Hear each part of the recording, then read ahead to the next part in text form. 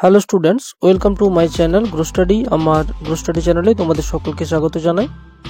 আজকের এই ভিডিওটিতে 2024 উচ্চ মাধ্যমিক পরীক্ষার্থীদের জন্য নিউট্রিশন বিষয়ের ফাইনাল সাজেশন নিয়ে আলোচনা করব। এর আগে আমি বিভিন্ন অধ্যায় থেকে আলাদা আলাদাভাবে সাজেশন দিয়েছিলাম। আশা করি তোমরা সেই সমস্ত ভিডিওগুলো দেখেছো। যদি না দেখে থাকো তাহলে অবশ্যই দেখবে এবং সেই সমস্ত প্রশ্নগুলি অভ্যাস করার পরে এই প্রশ্নগুলো তোমরা খুব ভালোভাবে পড়বে।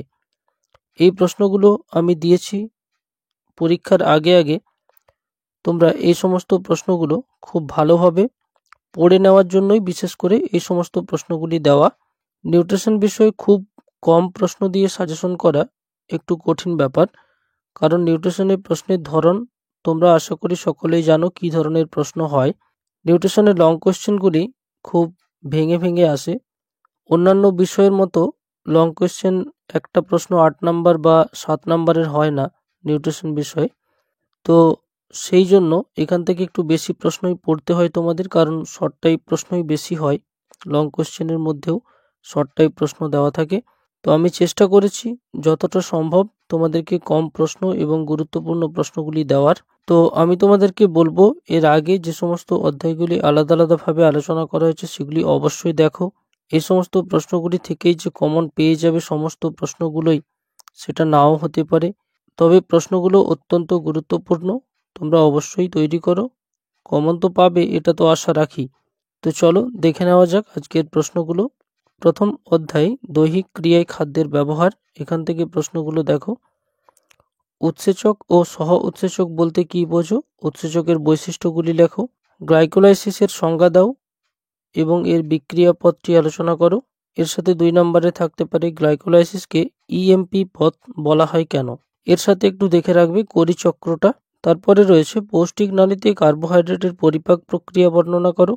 আর করবে ক্ষুদ্রান্ত্রে ফ্যাটের পরিপাক প্রক্রিয়া। যকৃৎকে সুসজ্জিত জৈব রসায়নাগার বলা হয় কেন? এটা 2 অথবা 3 নম্বরের জন্যও আসতে পারে। এছাড়া পাচক রসের মধ্য থেকে দুটো রসের কাজ তোমরা দেখে রাখবে, অগ্নাশয় এবং আন্তরিক রসের উৎস, উপাদান এবং কাজগুলি। মানবদেহে দ্বিশর্করার পরিপাক আলোচনা করো। এই চ্যাপ্টারটা থেকে একটু বেশি প্রশ্ন তৈরি করতে হয়, তো এই কটা প্রশ্ন দিয়েছি, তোমরা অবশ্যই দেখে নেবে। তাছাড়াও এর আগে যে সমস্ত অধ্যায়গুলি আলোচনা করা হয়েছে অবশ্যই দেখবে। পরের পরিচ্ছেদ রয়েছে শক্তির চাহিদা। এখান থেকে প্রশ্নগুলো দেখো। বিএমআর নিয়ন্ত্রণকারী প্রভাবক বিষয়গুলি আলোচনা করো, খুবই গুরুত্বপূর্ণ। বিশ্রামরত অবস্থায় দেহের যেসব শারীরবৃত্তীয় কাজ সম্পাদনের জন্য শক্তি প্রয়োজন হয় সেগুলি উল্লেখ করো। আর এখান থেকে একটা অঙ্ক আসে, অঙ্কটা 2 ধরনের অঙ্ক তোমাদের হয়। বিএমআই নির্ণয়ের অঙ্ক থাকতে পারে, তোমরা যদি না দেখে থাকো তাহলে দেখে নেবে। এই ভিডিওটির ডিসক্রিপশন বক্সে দেওয়া রয়েছে ভিডিওর লিঙ্ক, কিভাবে অঙ্ক করতে হয় এবং কোন ধরনের অঙ্কগুলো এসে থাকে। তাছাড়াও আরেকটা অঙ্ক এরকম হয়, একজন ব্যক্তির দৈনিক শারীরিক প্রয়োজনীয় শক্তি চাহিদা 2600 কিলোক্যালোরি। ওই ব্যক্তিটি যদি 300 গ্রাম কার্বোহাইড্রেট এবং 40 গ্রাম ফ্যাট গ্রহণ করেন, তাহলে ওই ব্যক্তিটির দৈনন্দিন চাহিদা পূরণ করার জন্য আর কত প্রোটিন প্রয়োজন? এই ধরনের অঙ্ক এসে থাকে। অঙ্ক সমাধান করা আছে, যদি তোমাদের সমস্যা থাকে তাহলে দেখে নিতে পারো এই ভিডিওটির ডেসক্রিপশন বক্সে দেওয়া লিঙ্ক থেকে। পরের পরিচ্ছেদ রয়েছে গর্ভবতী ও স্তন্যদাত্রী মহিলার সুষম খাদ্য। এখান থেকে যে সমস্ত প্রশ্নগুলো করবে, গর্ভাবস্থায় সংঘটিত নারীর শারীরিক অভিযোজন বা পরিবর্তনগুলি সম্পর্কে আলোচনা করো। গর্ভবতী মায়ের অপুষ্টি কিভাবে গর্ভস্থ ভ্রূণকে প্রভাবিত করে, খুবই গুরুত্বপূর্ণ। একজন গর্ভবতী মহিলার খাদ্য তালিকায় উপস্থিত বিভিন্ন খাদ্য উপাদানগুলির ভূমিকা লেখো। পরের পরিচ্ছেদ শিশুদের খাদ্য। মাতৃদুগ্ধ ও গোদুগ্ধের মধ্যে পার্থক্য লেখো। উইনিং বা বদলি খাদ্যাভ্যাস সম্পর্কে যা জানো লেখো বা টিকা আসতে পারে। মাতৃদুগ্ধের রোগ প্রতিরোধকারী উপাদানগুলি সম্পর্কে আলোচনা করো এবং কোলোস্ট্রামের পুষ্টিমূল্য লেখো। এই দুটো প্রশ্নই অত্যন্ত গুরুত্বপূর্ণ, ভালোভাবে তৈরি করবে। শিশুকে মাতৃদুগ্ধ পান করানোর ফলে মায়ের কি কি শারীরিক সুফল লাভ হয় তা আলোচনা করো। এর পরের পরিচ্ছেদ শিশুদের ত্রুটিপূর্ণ আহার, অপুষ্টির কারণ। এখান থেকে করবে শিশুর আহার সম্পর্কিত বিভিন্ন সমস্যাগুলো। আর দেখে নেবে ত্রুটিপূর্ণ বদলি খাদ্যাভ্যাস, অপুষ্টির কারণ, উক্তিটির যথার্থতা বিচার করো।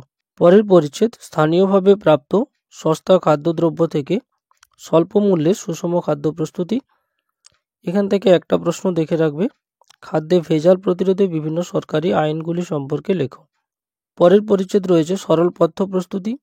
এই পরিচ্ছেদটি খুবই বড়, এখান থেকে সাজেশন করাও খুব মুশকিল, তো এখান থেকেও একটু বেশি প্রশ্ন করতে হয়। দেখো তোমাদেরকে গুরুত্বপূর্ণ প্রশ্নগুলো বলে দিচ্ছি। প্রথমে যে প্রশ্নটা ভালোভাবে করবে, এ ডিজিজ ডিউ টু হারি ওয়ারি অ্যান্ড কারি কোন রোগকে বলা হয়? এই রোগের কারণ, এই রোগে আক্রান্ত ব্যক্তির গ্রহণীয় ও বর্জনীয় খাদ্যগুলি লেখো। গেটেবাত রোগে আক্রান্ত ব্যক্তির একটি নমুনা খাদ্য তালিকা প্রস্তুত করো। ডায়াবেটিস রোগের কারণ, লক্ষণ, এই রোগ নিয়ন্ত্রণের উপায়, এই রোগের শ্রেণীবিভাগ ইত্যাদি বিষয়গুলো দেখে রাখবে। ডায়াবেটিস সংক্রান্ত যাবতীয় প্রশ্ন তোমরা ভালোভাবে পড়ে রাখবে। দীর্ঘদিন ধরে রক্তে গ্লুকোজের মাত্রা বেশি থাকলে কি কি সমস্যার সৃষ্টি হয় সেই সম্পর্কে আলোচনা করো। যক্ষ্মা রোগীর পথ্য তালিকা প্রস্তুত করো। অবশেষহীন পথ্য কি? কোন রোগে এই ধরনের পথ্য দেওয়া হয়? অবশেষহীন পথ্যের একটি আদর্শ খাদ্য তালিকা প্রস্তুত করো। স্থূলতা বা মেধাধিক্যের জটিলতা সম্পর্কে লেখো বা সমস্যাগুলো একই প্রশ্ন। একজন মেদবহুল প্রাপ্তবয়স্ক ব্যক্তির খাদ্য পরিকল্পনা করো। টিউব ফিডিং কি? এর প্রয়োজনীয়তা কি? টিউব ফিডিংয়ের সুবিধা লেখো। আর করবে কোষ্ঠকাঠিন্যের শ্রেণীবিভাগ। এই প্রশ্নগুলো মোটামুটি এখান থেকে তৈরি করবে। পরের পরিচ্ছেদ খাদ্য সংরক্ষণের পদ্ধতি। এখান থেকে ফল এবং মাছ সংরক্ষণের বাণিজ্যিক পদ্ধতিগুলি খুব ভালোভাবে তোমরা তৈরি করে রাখবে। এখান থেকে একটা প্রশ্ন আসার প্রবল সম্ভাবনা রয়েছে। পাস্তুরাইজেশন এবং স্টেরিলাইজেশনের মধ্যে পার্থক্য লেখো। ফল পচনের কারণগুলি লেখো। আরেকটা প্রশ্ন করবে পাস্তুরাইজেশন টিকা লেখো, অথবা আসতে পারে দুধ সংরক্ষণে পাস্তুরাইজেশনের ভূমিকা আলোচনা করো। পরের পরিচ্ছেদ রয়েছে ভারতে পুষ্টির অভাবজনিত সাধারণ রোগসমূহ। এখান থেকে করবে ম্যারাসমাস ও কোয়াশিওরকরের মধ্যে পার্থক্য লেখো। থাইরয়েড হরমোন গঠনে I2 এর ভূমিকা উল্লেখ করো। PEM বা প্রোটিন এনার্জি ম্যালনিউট্রিশনের কারণগুলি লেখো। LBW বেবি বলতে কি বোঝো? এই ধরনের বেবি জন্মের কারণগুলি কি? শিশুদের অপুষ্টি প্রতিরোধে FAO এবং WHO নির্দেশিকাগুলি লেখো। ভালোভাবে এটাও তৈরি করবে। পরের পরিচ্ছেদ রয়েছে রোগপ্রবণ শ্রেণীর জন্য অনুপূরক খাদ্য।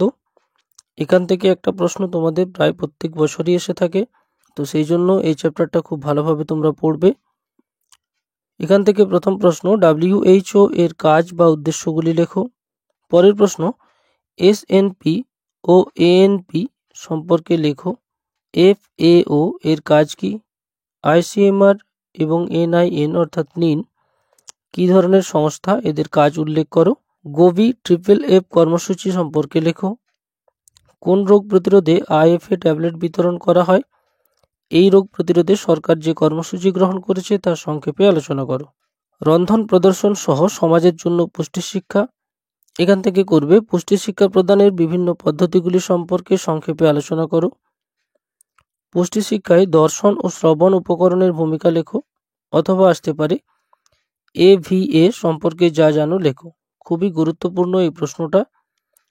পুষ্টি শিক্ষার মূল নীতি ও প্রয়োজনীয়তা সম্পর্কে আলোচনা করো। পরের পরিচ্ছেদ পরিবারের খাদ্য গ্রহণ ও খাদ্যাভ্যাস সমীক্ষার পদ্ধতি।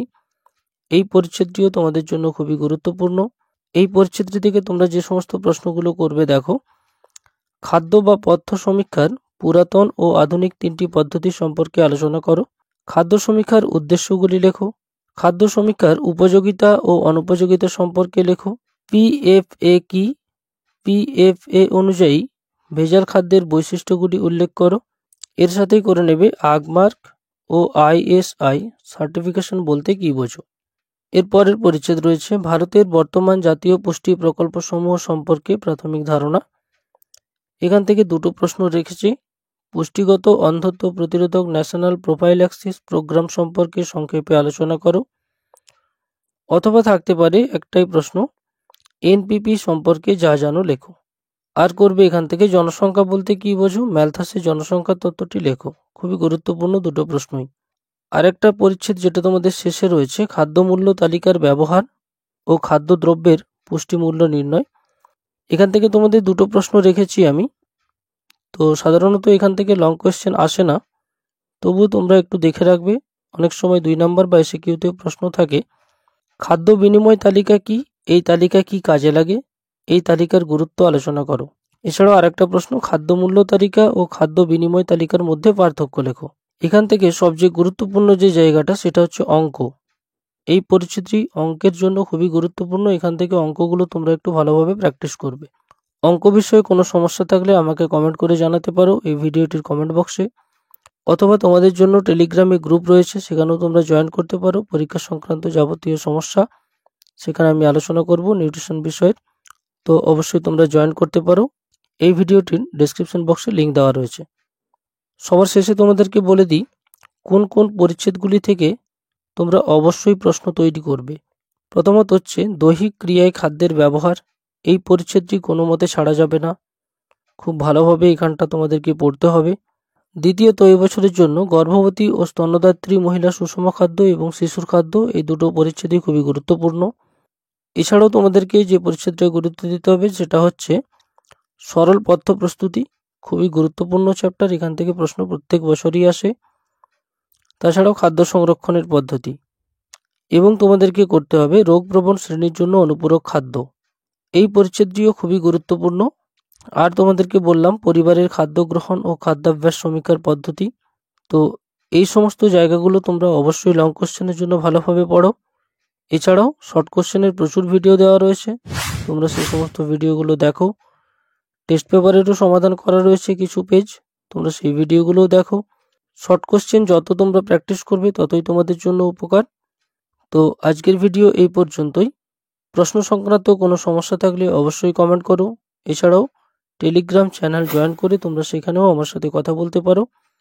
কোনো প্রশ্নের উত্তর সংক্রান্ত কোনো সমস্যা থাকলে আমি টেলিগ্রাম চ্যানেলে দিয়ে দেবো, অথবা ভিডিওর মাধ্যমে বুঝিয়ে দেবো, তোমরা আমাকে কমেন্ট করে জানাও।